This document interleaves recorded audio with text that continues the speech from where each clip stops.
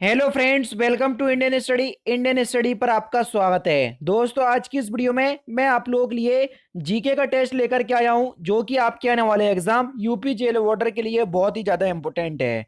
Video को and तक जरूर देखिएगा, क्योंकि लास्ट में मैं आपसे क्वेश्चंस भी पूछूंगा और उसका आंसर आपको कमेंट बॉक्स में बताना होगा। साथ ही साथ इस वीडियो की पीडीएफ डिस्क्रिप्शन में टेलीग्राम चैनल का लिंक दिया हुआ है, वहां से आप प्राप्त कर सकते हैं। तो चलिए दोस्तों, स्टार्ट करते हैं और देखते हैं पहला क्वेश्चन आपके सामने है कि भारत में चारबाग शैली का प्रथम मकबरा कौन सा है। तो आपका जो सही आंसर हो जाएगा वह हो जाएगा हुमायूं का मकबरा। पहला ही ऑप्शन आपका बिल्कुल करेक्ट है। और कहां पर है ये? दिल्ली में। तो ये भी आप याद रखिएगा। ठीक है। नेक्स्ट क्वेश्चन स्टार्ट करने से पहले मैं आपको बता दूं, जब एग्जाम क्रैक करने की हो बात तो अनअकैडमी आपके साथ, इसी उद्देश्य के साथ अनअकैडमी आप लोगों के लिए फ्री स्पेशल क्लास प्लान लेकर के आया है। इसमें आप अनअकैडमी के प्लेटफॉर्म के अंदर जितनी भी स्पेशल क्लास चलाई जा रही होंगी, उन सारी स्पेशल क्लासेस को आप एक्सेस कर सकेंगे केवल एक कोड के साथ। क्योंकि आप सभी लोग जानते हैं मैं यूपी ट्रिपल एससी कैटेगरी को देखता हूं, तो मैंने पहले ही सिलेक्ट कर लिया है। आपको कुछ नहीं करना है, आपको इस 3 डॉट पर क्लिक करना है जो कि आपके सामने है। यहाँ पर आकर के आपको फ्री स्पेशल लाइव या फ्री लाइव क्लासेस पे क्लिक करना है, जैसा कि मैं करता जा रहा हूँ। फिर यहाँ पर आप लोगों के लिए सारी फ्री स्पेशल क्लासेस यहाँ पर रखी गई हैं। आपको जैसे हिंदी सीखना है तो यहाँ पर मैंने हिंदी की क्लासेस पे टिक किया। यहाँ पर आपको कोड डालना है, कोड डिस्क्रिप्शन में लिखा हुआ है। अपने चैनल का नाम है इंडियन स्टडी।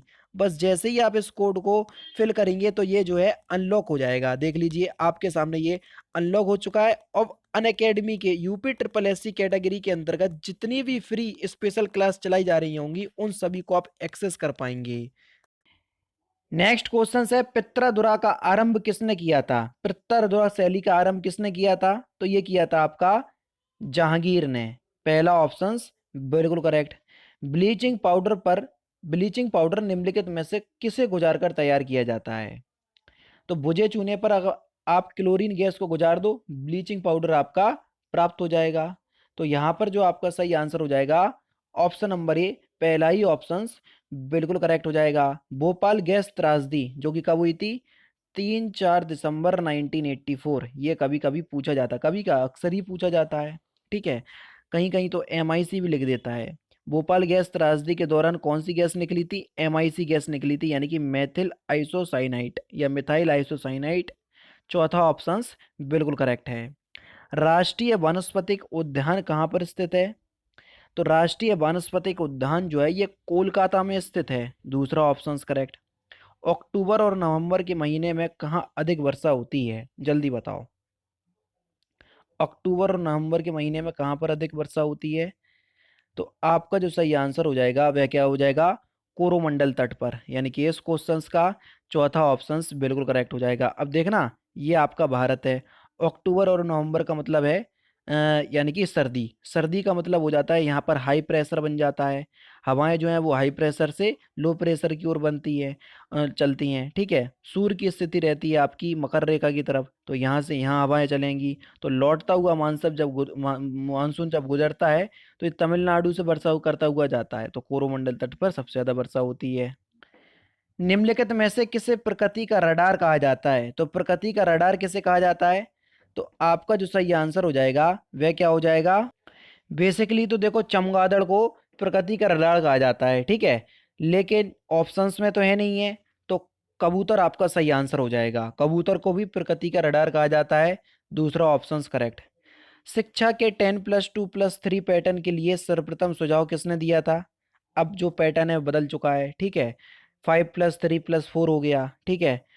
अभी जो आपका ये क्वेश्चन इंपॉर्टेंट है कि शिक्षा जो बदला हुआ है वो अभी लागू नहीं हुआ है। लागू आपका होगा 1 से 2 साल बाद। ठीक है।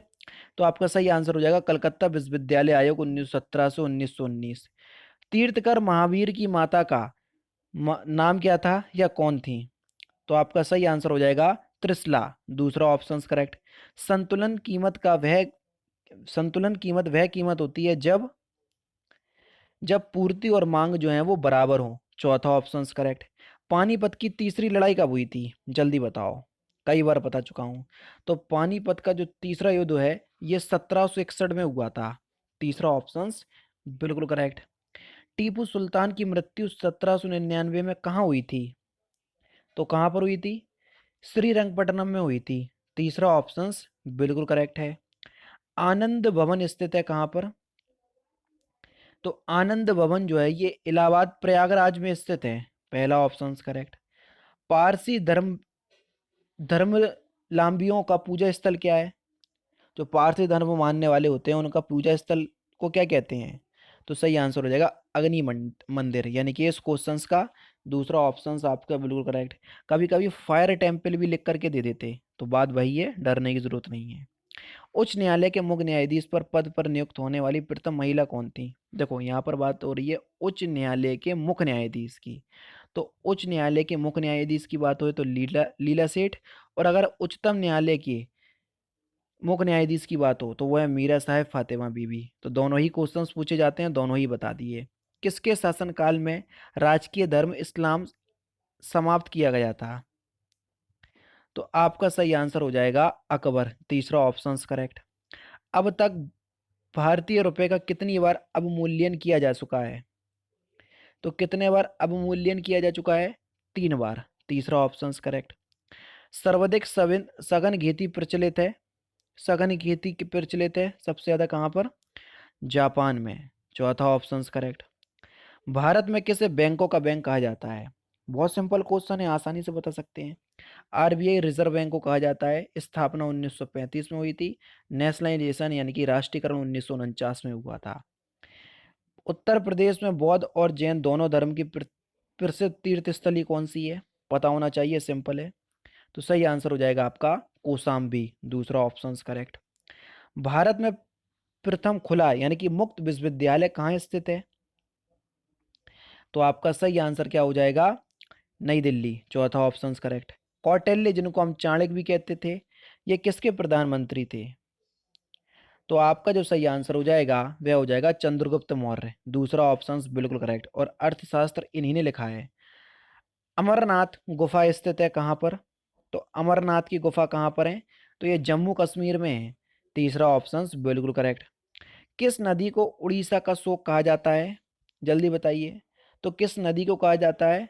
तो आपका सही आंसर हो जाएगा ऑप्शन नंबर बी ऑप्शन बिल्कुल करेक्ट होगा, ब्राह्मणी नदी। यदि किसी राज्य विधान परिषद का सभापति अपने पद से त्यागपत्र देना चाहे तो वह अपना त्यागपत्र किसको देगा? देखो विधान परिषद की बात हो रही, तो ये अपना त्यागपत्र किसको देगा? उपसभापति को देगा। तीसरा ऑप्शन बिल्कुल करेक्ट। दक्षिण भारत से उत्तर भारत में भक्ति आंदोलन किसने चलाया? तो किसने चलाया था? तो सही आंसर हो जाएगा रामानंद। पहला ऑप्शन करेक्ट। किसी राज्य के उच्च न्यायालय के न्यायाधीश के वेतन तथा भत्ते निम्नलिखित में से कौन सी निधि पर भारित होते हैं? तो संबंधित राज्य की लोक लेखा निधि, यानी कि चौथा ऑप्शन बिल्कुल करेक्ट। यदि 14 दिन के अंदर विधान परिषद वित्त विधेयक को नहीं लौटाती है, तब तब ऐसी कंडीशन में वह दोनों सदनों द्वारा पारित माना जाएगा। चौथा ऑप्शन बिल्कुल करेक्ट। भारतीय संविधान के अनुच्छेद 344 के तहत प्रथम राजकीय भाषा आयोग का गठन हुआ था कब? तो आपका सही आंसर हो जाएगा 1955 में, बीजी खेर की अध्यक्षता में। दूसरा ऑप्शन बिल्कुल करेक्ट हो जाएगा। पत्रकार के कर्तव्य का निर्वहन करते हुए जेल जाने वाले प्रथम भारतीय था कौन? तो सही आंसर हो जाएगा बाल गंगाधर तिलक। पहला ही ऑप्शन बिल्कुल करेक्ट। निम्नलिखित में से किस वर्ष को सबसे गर्म 3 वर्षों में से एक माना गया? तो सही आंसर हो जाएगा 2010। हालांकि पुराना क्वेश्चन से आएगा नहीं। कैडमियम प्रदूषण किससे संबंधित है? कैडमियम प्रदूषण के कारण कौन सा रोग होता है? तो आपका सही आंसर हो जाएगा इताई इताई रोग। बहुत इंपॉर्टेंट क्वेश्चन सही है। चौथा ऑप्शन बिल्कुल करेक्ट है। सिंधु घाटी सभ्यता का विशाल स्नानागार कहाँ पाया गया? आप सभी लोग जानते हैं और सिंपल क्वेश्चंस भी है। तो सही आंसर हो जाएगा मोहनजोदड़ो। दूसरा ऑप्शन बिल्कुल करेक्ट। हेलीकॉप्टर का आविष्कारक किसने किया, या आविष्कारक किसको माना जाता है हेलीकॉप्टर का? तो आपका सही आंसर हो जाएगा ब्रॉकेटले या ब्रिकबैट। इस तरीके से प्रोनाउंसिएशन कहीं कहीं अलग अलग लिखा हुआ है, तो जो मैंने बोला वही दोनों ऑप्शंस आपके बिल्कुल ठीक हैं। आज उपबंध अधिकांश कंप्यूटर कौन सी पीढ़ी के हैं? तो आपका सही आंसर हो जाएगा चौथी पीढ़ी। दूसरा ऑप्शन बिल्कुल करेक्ट है। सबसे घना आबाद सार्क देश कौन सा है, जल्दी बताओ। यानी कि जो सार्क देशों में आता है और सबसे घना भी हो। तो आपका सही आंसर हो जाएगा बांग्लादेश, चौथा option correct. Next question, Rajputana के निम्न राज्यों में से किस एक ने अकबर की संप्रभुता स्वीकार नहीं की थी। तो किसने स्वीकार नहीं की थी। तो सही आंसर हो जाएगा मेवाड़, दूसरा ऑप्शंस बिल्कुल करेक्ट। और लास्ट क्वेश्चंस, मराठों एवं अफगानों को मनसबदारी प्रथा में शामिल करने वाला प्रथम मुगल शासक कौन था। तो इस क्वेश्चंस का आंसर आप मुझे कमेंट बॉक्स में बताएंगे। ये लास्ट क्वेश्चंस हैं। तो दोस्तों ये थे आपके 38 जीके के क्वेश्चंस जो कि मैंने आज की इस वीडियो में आपको कवर करवा दिए। वीडियो अगर आपको अच्छी लगी हो तो प्लीज़ दोस्तों वीडियो को लाइक और शेयर जरूर कर दीजिएगा। बहुत मेहनत के साथ आप लोगों के लिए ये वीडियो प्रोवाइड करवाई जाती हैं। तो दोस्तों फिलहाल की वीडियो में सिर्फ इतना ही। अगर आपको वीडियो पसंद आए तो प्लीज़ दोस्तों वीडियो को लाइक कीजिए, शेयर कीजिए और साथ ही साथ हमारे चैनल को सब्सक्राइब करना ना भूलें, क्योंकि मैं रोजाना इसी तरह की वीडियोस आप लोगों के लिए लाता रहता हूँ। नमस्कार दोस्तों, जय हिंद, जय भारत।